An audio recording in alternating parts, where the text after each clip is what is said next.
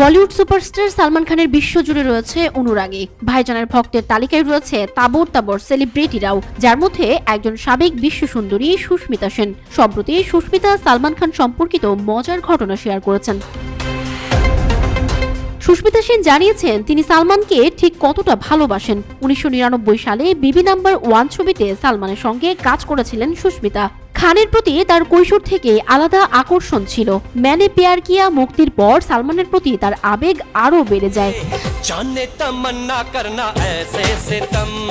সুস্মিতা বলেন, একটা সময় তিনি তার সমস্ত পকেট মানি সালমানের পোস্টার কিনতে ব্যয় করতেন। বাড়ি সাজানোর সময়ও নিজে দাঁড়িয়ে থাকতেন যাতে তার পরিবারের সদস্যরা পোস্টারগুলো ফেলে না দেন। তিনি বলেন, আমি পকেট মানি দিয়ে সালমানের পোস্টার কিনতাম। সেই সময়ে ম্যানে প্যার কিয়া মুক্তি পেয়েছিল, তাই আমার কাছে সেই সিনেমার একটি পায়রার ছবিও রাখা ছিল, কারণ একটাই, সালমান খান ওই পায়রাকে ছুঁয়েছেন।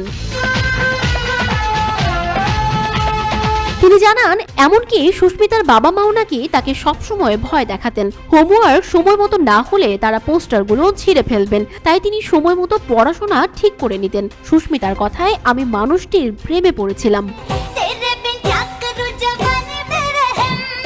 ম্যানে প্যার কিয়া ছবির সাফল্যের মাধ্যমে সালমান খান রাতারাতি স্টার হয়ে যান। এর অনেক বছর পর বিবি নাম্বার 1 এর সেটে অভিনেতার সঙ্গে দেখা হয় সুস্মিতার। এরপর থেকে সুস্মিতা ও সালমানের বন্ধুত্ব জমে ওঠে। সালমানের সঙ্গে বন্ধুত্ব হওয়ার পর সুস্মিতা তাকে তার মনের কথাও জানিয়েছিলেন।